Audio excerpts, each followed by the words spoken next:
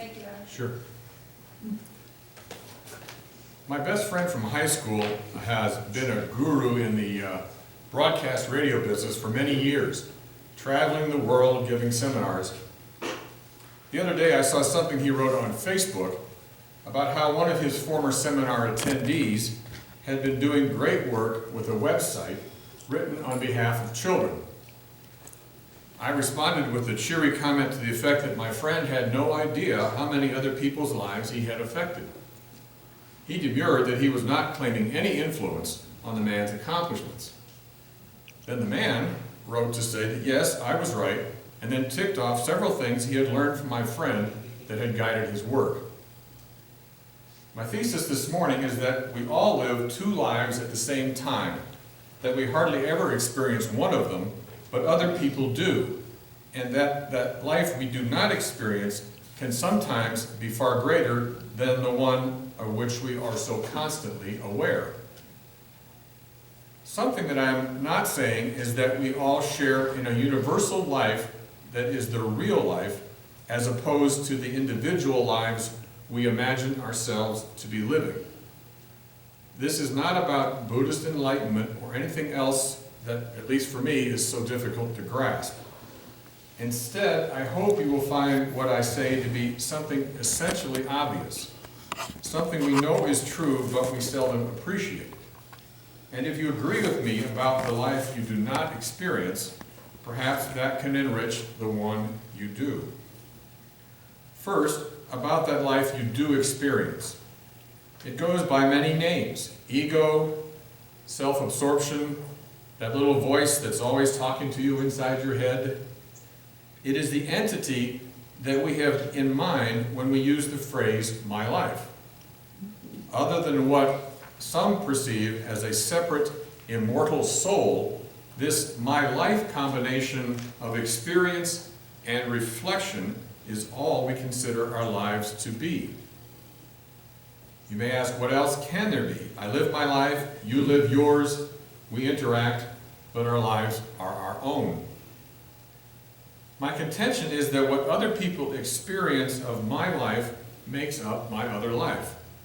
They could not have those experiences without my life existing, while I cannot have those experiences in the way I experience the my life that I always have in mind.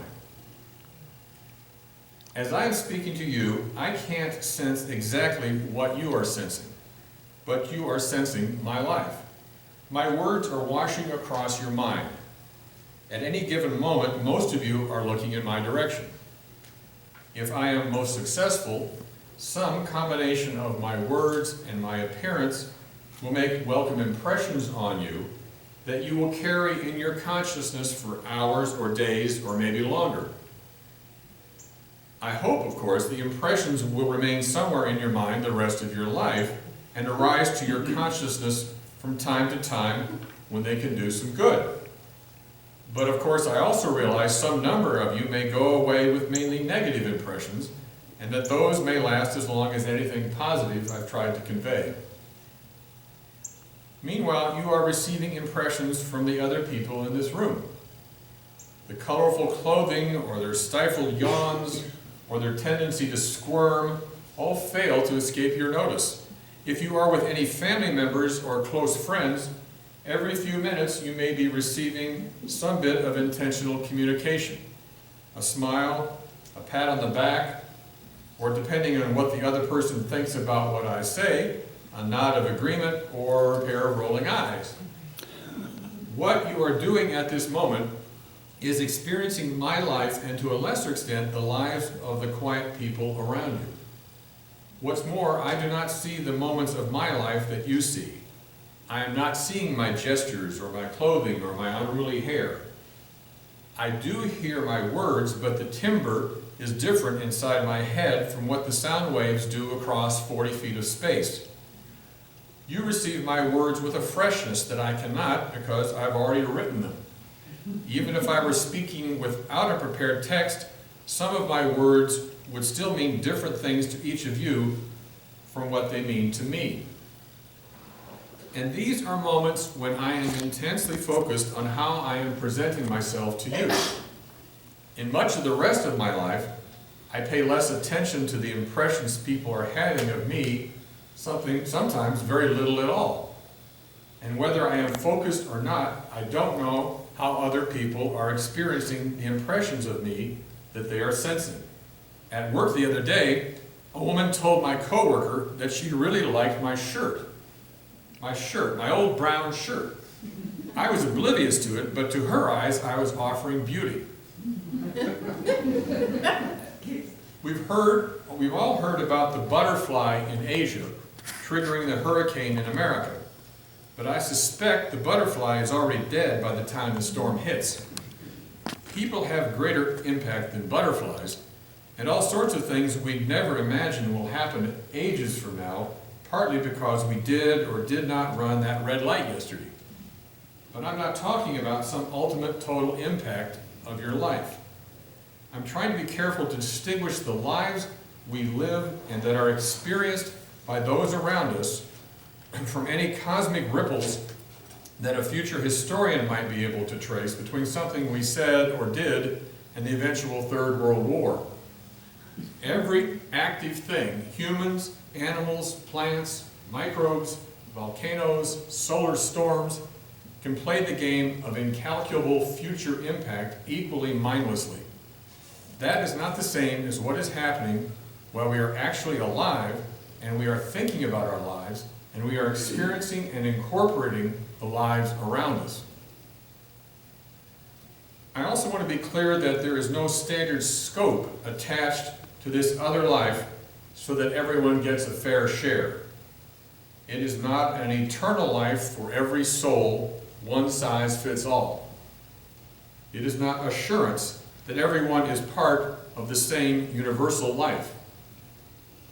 The scope of this other life I'm talking about varies tremendously, including the simple variable of how long the person is able to live. People who are highly involved with other people, whether in person or through communications, will probably live greater other lives than people who live in isolation. But that's greater in scope, by no means necessarily greater in goodness or in happiness or in love. Many great lives have been lived that were experienced miserably by most of the people who were exposed to them. For a miserable personal example, although certainly not great, I offer myself as a board game player. I love playing complex board games and will play them for days at a time. Until recent years, I always thought of myself as someone others enjoy sharing a game with. After all, I play fair and not well enough to win very often. But lately I've come to realize that my strong habit of vocally chastising myself for poor plays really has made a lot of people uncomfortable for a whole lot of years. I was always so focused on my own temporary unhappy experience of my life that I ignored indications from my family that they were not enjoying my life at those moments either. Maybe I would have behaved much the same regardless, but I think that considering the experience everyone was having of my life would have moderated my behavior and allowed people more enjoyment from being with me. You can see that I am not talking about anything supernatural, not something that cannot be directly experienced. The only catch is, even though it is your life, you are not the one doing the experiencing. Everyone else around you is experiencing you, and it is all just as real to them as what you experience when you touch them or hear them or receive some communication from them. So what's the point here? If I'm not revealing a spiritual mystery about the nature of your life, what am I offering you at a religious service? After all, the fact that our lives affect the lives of other people is something we realize as children. And I certainly don't want to encourage people to go deeper into the emotional trap of directing their lives primarily by what other people think about them. I'm not preaching a path to happiness. Greater happiness may arise from greater appreciation for the fullness of our lives, as I hope was the case with my radio guru friend, but greater sorrow and other emotions may be just as likely. Instead, I hope you will agree that your life literally exists beyond the limits of what you experience it to be. Maybe this is a kind of Buddhism light, Roger, I don't know. The ego-centered life that most of us usually lead may not be an illusion in the way that enlightenment would suggest, but neither is it the totality of your life that it feels like every waking moment. Instead, I think it is only a small part of your life. The greater portion is experienced by those in your presence. Success coaches like Mr. Ginsberg, whom I quoted in the readings, teach their clients to learn how people perceive them and to act in ways that will make other people's perceptions more positive. That way, the clients can increase their chances of achieving their goals. I'm not here to discount such strategies, but speaking in a religious service, I'm emphasizing something different. I want you to more fully appreciate not just who you are, but what you are. You are a being whose life extends beyond your body and your mind. You may or may not be universal. You may or you may not be eternal. But you are more than the physical and mental entity you perceive yourself to be. You are also every vibration that every person around you and everything around you receives from your body and your mind. I'll leave it to each of you to define vibration either spiritually or scientifically, but I think most of us will agree something emanates from each of us. If, like me, you do not believe your individual self to be universal or eternal, then you may also believe that when you cease, so will the vibrations, and their absence will be felt. As I said, the ripples of your life may go on forever, but the life that you experience and your other life that other people experience arrive together and they depart together. Your life then is greater than you normally feel it to be, but remaining as fragile as ever, it is even more precious. It is something even more marvelous to contemplate and to appreciate and to live wisely. Our desire to do so is what brings us to this place. We gather together each week to experience the lives of other human beings we love and respect, whether it be our new young minister or our oldest friends.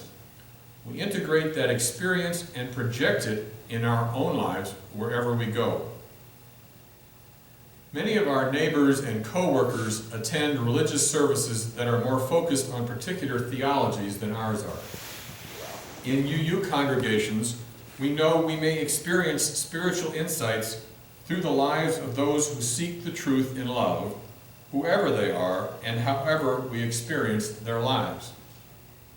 When we live our lives well through that understanding, others will experience what we are becoming, and some will be drawn to that light that we allow to shine. Sometimes you will want to hide that light. Sometimes you will not want to express yourself.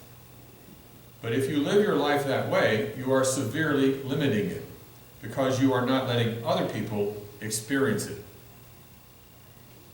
Anyone who knows me well knows I routinely fall short of the ideals I'm advocating here.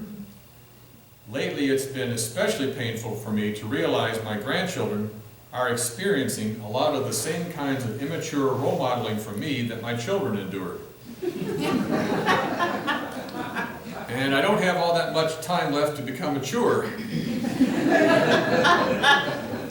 Still, in some respects, I think I am doing better, and part of that involves trying to more fully experience each child's other life to better understand her and him. And in board games, I'm trying very hard to utter no more than a single note of exasperation every time I screw up. Maybe Patty will vouch for me on that.